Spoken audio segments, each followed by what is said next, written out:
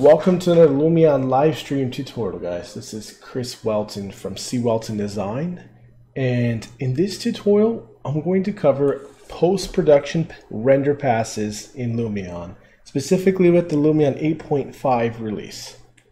Now 8.5 released a little bit ago, and I didn't do a tutorial right away because, to be honest, I'm not a ArchiCAD user. I still feel like my opinion just jumping into a program to show you would really be that valid. The SketchUp and Revit ones got a little bit fine-tuned as well, but there is something that was added to 8.5 that I've been waiting a long time for, and that I felt was worth covering. I feel like that would be something that I could give some good insight on, and that is render passes for post-production. Now this is going to rely heavily on post-production video photo editing applications like Photoshop. There's so many others out there. I've mentioned before, GIMP is a great free alternative to Photoshop. It really pretty much does this a lot of the same stuff. The user interface is similar, a little different. Some people even really prefer it. There's a whole community base out there, plugins, everything. But I know there's tons of others that people have been requesting as well I need to look into. But for this one, I'm going to rely on Photoshop because that's kind of standard and it's what I know. So, jumping into our scene here, this is, again, one of my first Revit projects. Just thought it'd be a good one to do here again for some glorious passes here. So I'm going to talk about these render passes and what they are and kind of how we used to do it. This is before Lumion 8.5. You could always do these render passes. They were just kind of put in a location that wasn't very convenient. And just a lot of people didn't know about it. So here's our photo mode. So if we want to do our renderings, our shots right here, I just clicked on one with a lot of lights. You know, we would go to render here, and that's all the options we would have. To get the render passes before, we would have to basically, let's do this. So I'm going to copy effects. First off, I need to go into a blank scene here. A blank clip. Go back to our photo mode. Copy effects. Jump over here and hit record. Take just one photo. Edit, paste effects. If I can find it. There it is. So those are the steps required to get these passes on your stills. Yes, it is an animation, but whatever. We're working on this for the still. So you go to render clip, and when you would go to current shot, you would have additional outputs here. And if you're before 8 or 7, this might have looked a little different too, but these are all the passes I'm going to be talking about today. And this is how you would render to them. Now you could, this is actually newer even, maybe 8 or 7, I can't remember. Before you had to do one each, but now you can do each one of them as well. We're going to cover all of them, and this is how you would render them out, and you can kind of get a preview here of what some of them look like. So I'll just do a quick test here, and you'll be able to see. No, I'll wait. We'll wait for the surprise. So these are the passes we're going to talk about. Like I said, just not really intuitive while it was there. This is kind of the power of the forum. You guys requesting changes because they finally put it in a more convenient spot in 8.5. I'm going to show you. Same shot right here. When we go to render, the additional outputs are now right here, right below it. So again, you would normally want none of them on because this is the shot you want. That's what you're used to. And in a lot of other rendering softwares, this is pretty used. I mean, this is pretty common. They use exporting out render passes as well to work on post-production tweaking. And all this is doing is it's basically giving us some tools to work with quite a bit of power in our post-production image editor with layers. So now you can either choose specific ones, render, and it'll render your main shot here, which is often called a beauty pass. That's just kind of the regular rendered shot, and then it's going to render these next to it, and they render pretty quick. or you can do all of them. And now we'll do the shot here, and I'll call this exterior 1. So this they title the beauty pass color. That's your main shot. It's not affected. And now here's depth. I'm going to talk about that, what that means. Normal.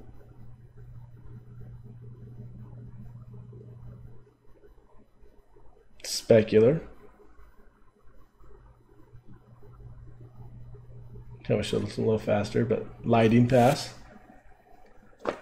So you just get an idea what they look like before we start jumping into it. I encourage you guys to experiment with it a bit. So I'm seeing already an issue here with one of the effects.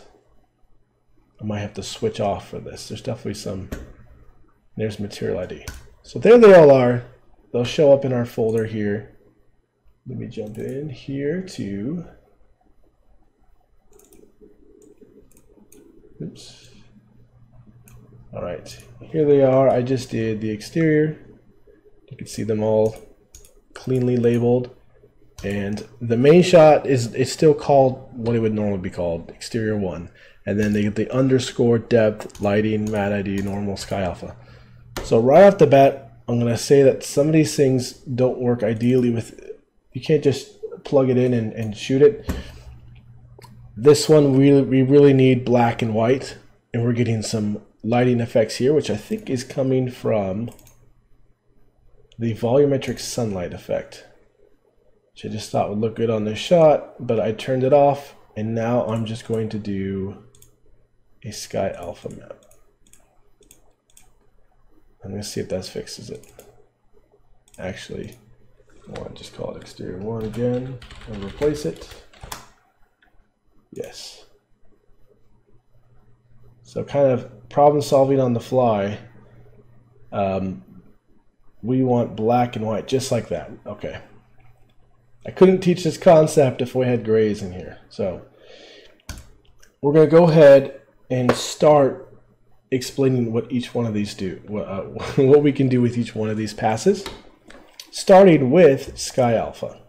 And this is, and I'm going to go in order of frequency that I use it, and probably most people, you know, might go here or there, but these are going to be some of the most easy to use and useful passes. And some of them are, we have, but we probably will never touch. I haven't touched them. So starting with sky alpha. So just showing here again, that is the A here, save sky alpha map. Now what this is going to do, let's go ahead and jump into Photoshop here. So I already have some examples opened, so I'm going to kind of show off really quickly how to bring these in correctly. So I'm going to be working with this exterior 1, if I can find it. Okay, exterior 1, I'm going to open as its own new image. And I'm going to grab all of these passes and drag them on top, and they'll be layers. Okay, so we're going to ignore all of these right now except for sky alpha and matte ID. So our background is the main image here, and we have sky alpha. So notice that sky alpha is black and white. A lot of people probably know what this one is for. This is for replacing the sky quite easily. You could always do this manually by going into, say, Photoshop and tracing, you know, the mountains and the geometry here. And there's actually even some decent tools in Photoshop to help with this, but you know, you can see how this can take a long time and be quite grueling. Luckily, with this sky alpha, this is how it kind of works. If you're completely new to Photoshop or you're a Photoshop wizard, you probably have any better way of doing this. This is just how I've gotten it to work. I'm going to try to explain. I'm going to try to teach the easiest way I know. So what I'm going to do is I'm going to go to select color range and kind of grab white here. And you can kind of see this preview in here. What it's going to do is it's going to specifically isolate that color. Yeah, there's even another option here if you want to. You know, it gets kind of fuzzy by the trees, which is kind of good. All right, so what I've done is I've selected the black on accident. Not sure how that happened, but I'm just going to invert. And so now I've easily grabbed the white. You could also do this the magic wand tool and kind of grab it. I just have little pockets in here which are kind of annoying. So that's why I go to select color range and I grab that white. There's a couple ways of doing that. So sure, I could delete it here. It's a smart object, so I'm just gonna, I could just mask this, but I'm gonna kind of teach this easier. So I could delete it here, and now we're only seeing the sky, but that's not what we really want to do. We have it selected in this layer. Let's go ahead and turn it off, grab our main layer, make sure this lockbox is turned off so we can have transparency. And now we've grabbed the sky, and we can hit delete, and we're seeing that wonderful checker pattern, which means it's transparent. And this is where we can go in and add our own skies. There's a lot of power in this. I kind of wish I took time to do this more often.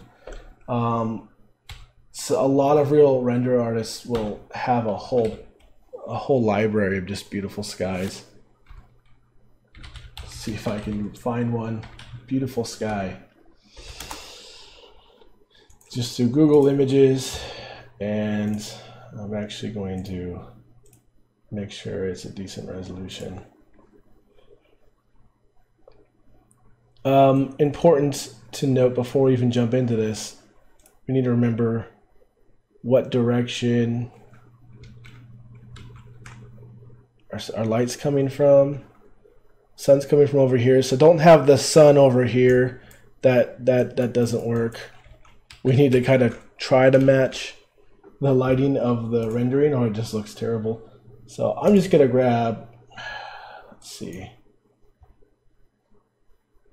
I'm just gonna grab this.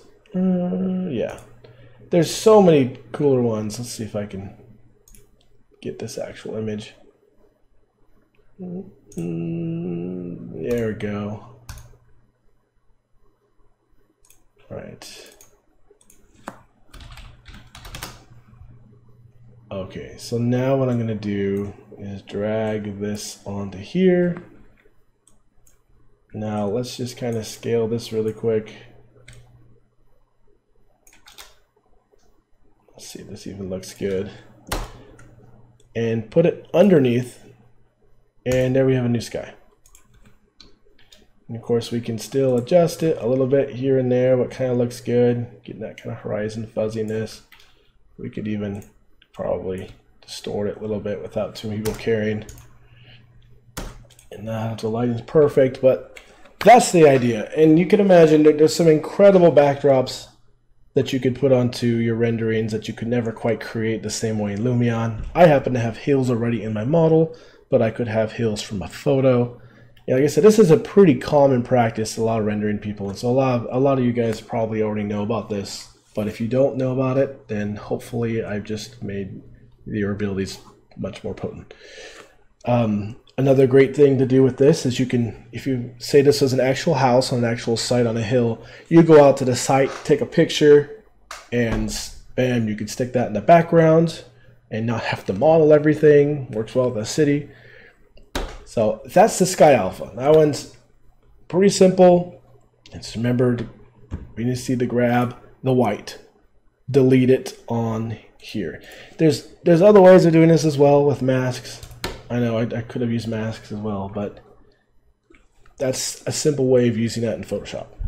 So now we're going to jump into probably the second most useful one, which will be the material ID. That's this funny color one that we got here. So what this has done is it's isolated each one of my materials. Heck, let's showcase this really quick. Lumion does not like to be squished like this, but all right. So notice how there's a couple different shades here and here. So notice how these are different materials.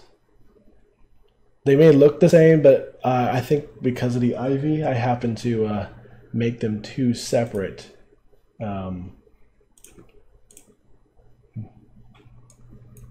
happen to make them two separate materials, and that's what's showing up in here.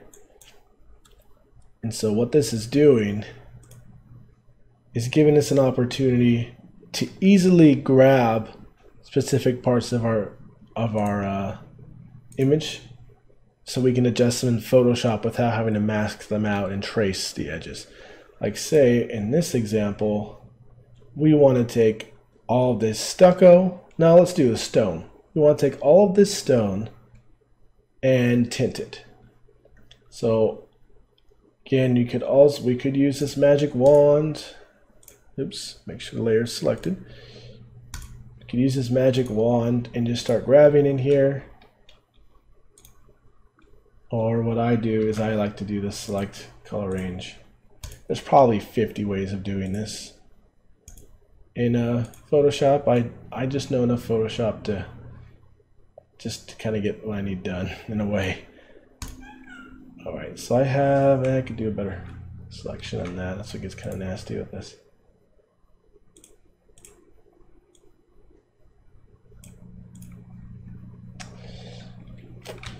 It's not solid enough of a color. It's too similar to this. So I guess I will just use a magic wand here. That's tool here if you're new to Photoshop. Okay, I'm holding shift to add. And you can see you want to take time to make whatever you need to do to grab this. It's supposed to be easier, and it is. Just simply grab this.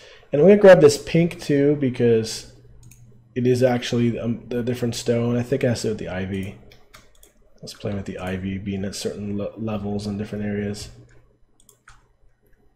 Alright, so I think I have all of that selected. And so it's going to be kind of weird with the ivy here, but I could do things like, now that I have that stone selected, after it's rendered, you know, I can go and I can adjust the stone, lighten it up a little bit. So I could like lighten it up here. I could add another layer and say I want it to be more reddish. Change my opacity down, and you can kind of, I don't know, multiply. That is not looking that good. Let's turn the opacity really far down. I'm just trying to say you can tint it a little bit. Yeah, just like that. Sound effects and everything. So it's meant to be a time saver. There's other uses as well besides specifically grabbing materials. It's just nice to be able to grab certain parts of your model. So you can isolate it and correct it or adjust it in Photoshop. So that's Matte ID. That's definitely what I use second. I probably use this the most. I don't actually replace my skies that much, but I definitely know a lot of people who do. So that's Matte ID in a nutshell. And the next one we're going to jump into is lighting. Now this one definitely has some power. I think I might need to re-render again without... I'm seeing some effects in here that I don't want this sky. Usually it makes the sky black. So again, I want this to reflect accurately. Let's go back to our shots. I've disabled depth of field and volumetric sunlight, which kind of throws these off. Fog too. I'm going to highlight right now too. And I'm going to re-render the lighting map. So exterior 1.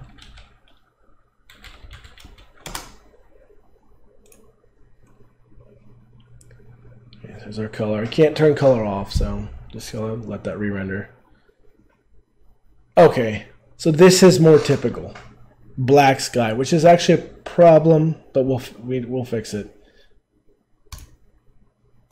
That's what you should be used to. Again, the problem is some of these effects in Lumion affect these passes, and you just have to be cognizant of them. Maybe I'll try to make a list of.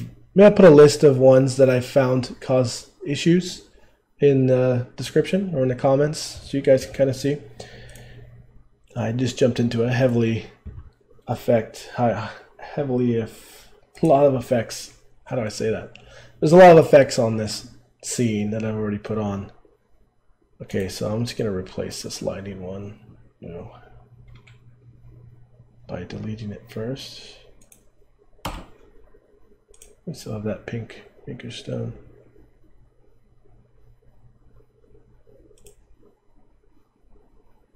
Okay, here we go. So normally one of the easiest things you can do here is you just hit multiply,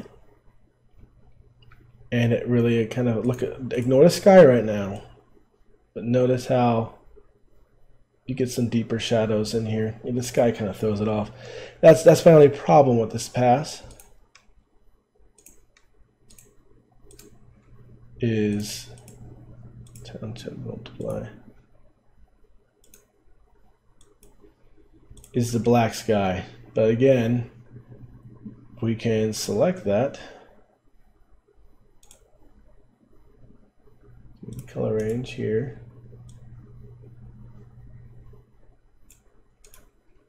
And in this case, we just want to delete it. And it's a smart object. There we go. So now we can do multiply. Now, that is a clunky way. Maybe people who know this better, again, are like, oh no, you just do this. I'm sorry. This is how I've always had to do it. Seems pretty straightforward. And so we get some deeper shadows in here. And I'm using multiply. There's color dodge, which don't use on this one. You know, there's tons of different blending effects in here. Those are just some of the ones I've used.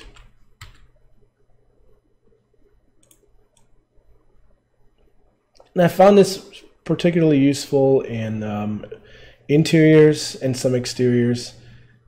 Be able to control the depth of the shadows and some of the definition and detail in there is quite great. I'm really not getting much in here. I'm going to jump over to maybe my interior here and see if I have a better, if this works out any better. So we go to lighting pass. I got some sky in there, but that's okay. And we're going to multiply. And adjust this opacity.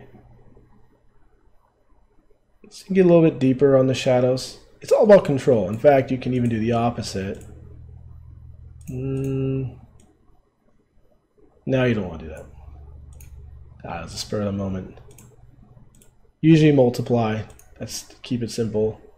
These are things I can do to kind of increase the depth of those shadows. It's definitely made some pretty big impacts in some of my past work, ones I've worked with. It's okay in this example here.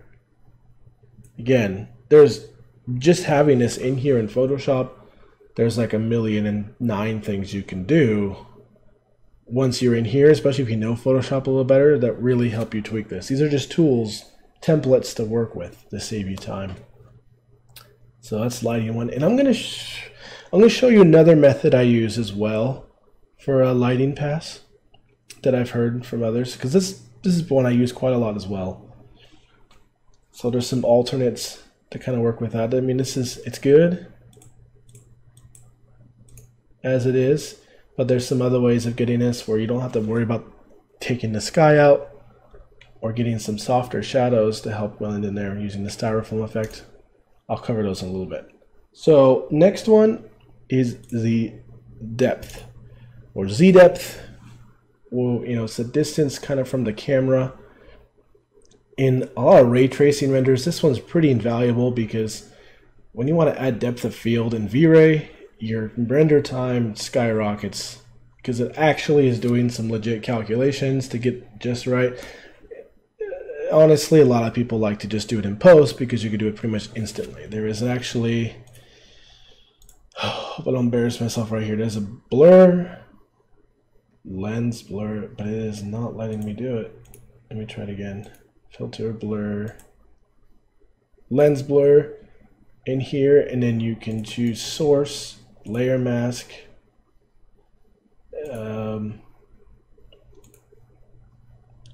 I'd have to set it as a mask on the same layer, but you can control it in here. I mean, let's try it on the exterior. That'd be a better shot here. So here's our depth. So what I'm going to do, I'm going to copy this and go to our main shot here, and I'm going to add a mask and paste, mask, see,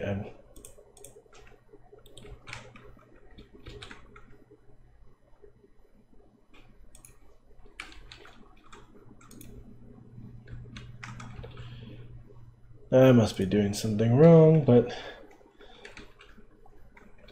I gotta just cut this out. Oh, 1 second. Here we go. Oops. Okay, here we go. So now it's a mask in there, and I'm going to disable the mask.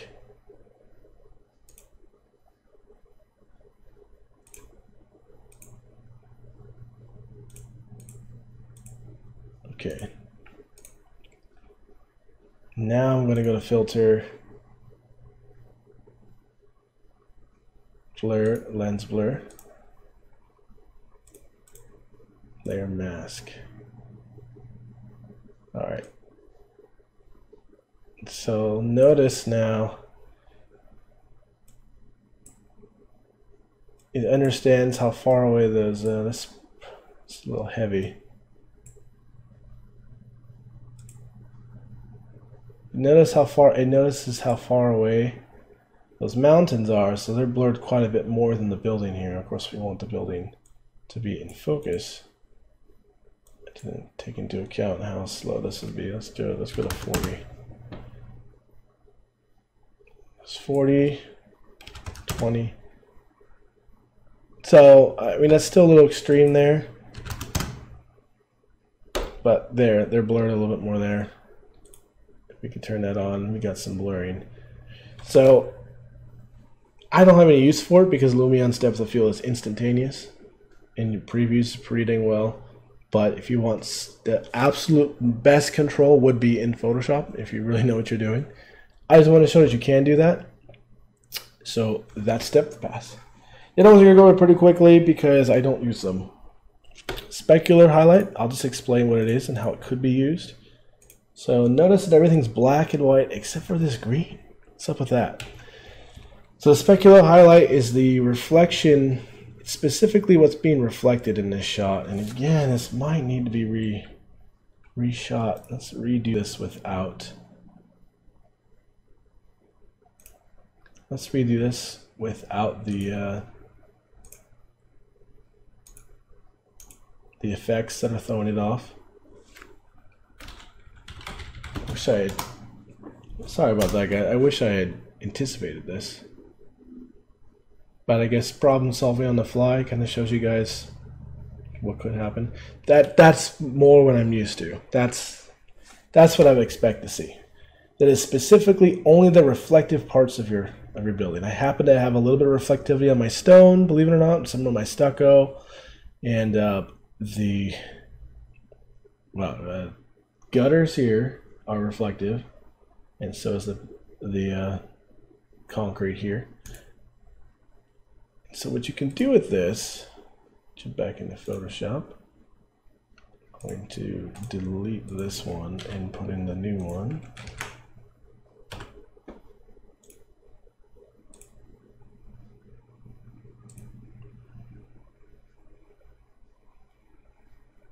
Here it is.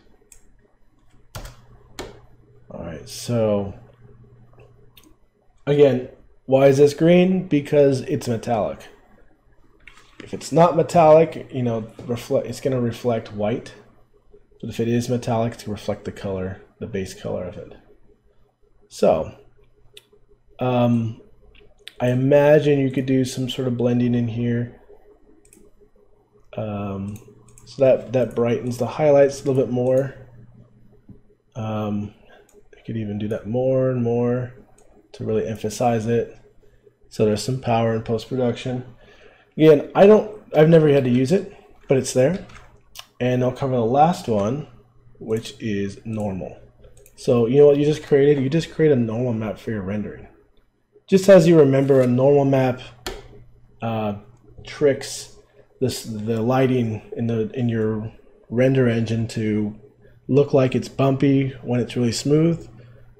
What you can do with this, which again I've never done, but I have seen it used. Some people took this into After Effects and there are other applications, and they're able to light things in post, as in they're able to actually light things and get highlights on here, because it's just like instead of a flat surface, now it's looks like it has bumps, and it knows where lights are oriented. It knows the geometry on here.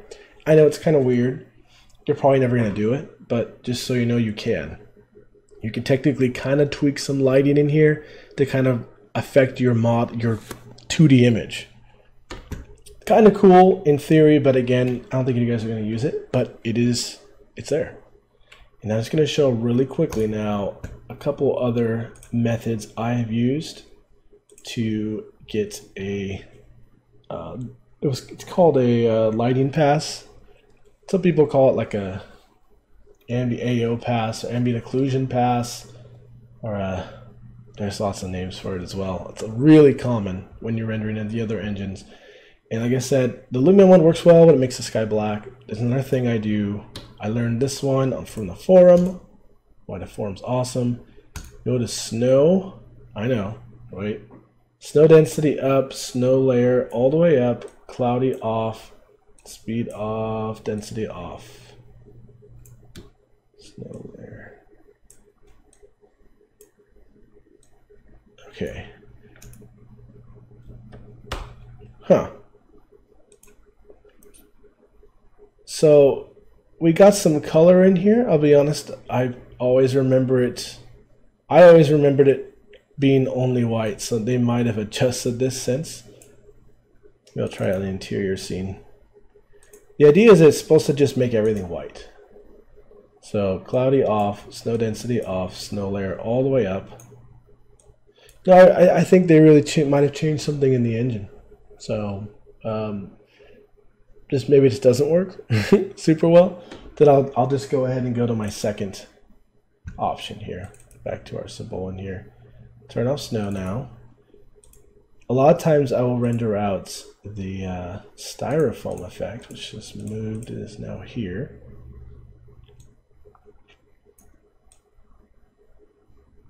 And so I can get some softer shadows when I render this. Again, this would be affected by something like a volumetric light and the such, maybe fog. So just go ahead and turn those off. I'm going to render this one out by itself, and I'll just call it Styro. And it's just kind of got these softer shadows, and now our sky is a regular sky. Just in a way harder to mask out, but I'll show you what it does in here. I've definitely used this quite a bit. Turn off normal. Go to multiply. So the sky's getting a little darker, but actually that's not really too great because we replaced the sky here, but it's just another way of controlling the shadows on here. Just not really quite seeing it in here. So I think I've definitely done it for interiors, but you get the idea. It's a little softer shadows than the lighting effect. It just has some more of the detail, and you can have some more soft ones in here. So that's kind of a pass I've created myself. So one last thing to cover on this, that has been a little longer than I expected, is you can do this for video as well, if you're really ambitious. When you go to render out your video clip, I have volumetric sunlight, so make sure to turn that off, because we know that can throw things off. Fog possibly too. So when we go to render videos, we can go to image sequence, which I've pushed quite in a previous tutorial. I live and die by image sequence rendering now. And we get our typical controls and an additional output. So now we render sequences, it'll render every frame plus all of these. So you could bring them into your video editing software, and again have similar passes. This wouldn't be in Photoshop, it would be in Premiere, After Effects, or whatever you use for video editing. Just want to let you know that's out there. There's plenty of other video post-production tips I'm going to give out in a future tutorial. But yeah, that about covers it for render passes. So again, awesome that Lumion has made this so much more accessible and easy to use by just being able to render it right from there. If you do not currently have a video editing software that you use often, or this is kind of out of your workflow, then just remember it's there. It's probably not worth jumping too much into it. Lumion has plenty of tools inside of it to be able to tweak your images pretty decently. But if you really want to get down to the really high detail, I mean, really just some incredible power in things like Photoshop that people are able to do, even from just SketchUp models I've seen, or sketches. People will be able to do incredible things. So this is just tools to help us out in that medium. Definitely, when you're rendering a shot and you cannot quite get it the way you need it to, the way you want it to, just in Lumion, these are more tools that you have. Sky Alpha, easy. The Matte ID is pretty simple as well, and the lighting one as well. Those are the three you're going to use the most. And yeah, and it's that about covers it. So thanks for watching, guys. If you have any other questions, please leave us so in the comments. Please subscribe for more tutorials like this, and thanks for watching.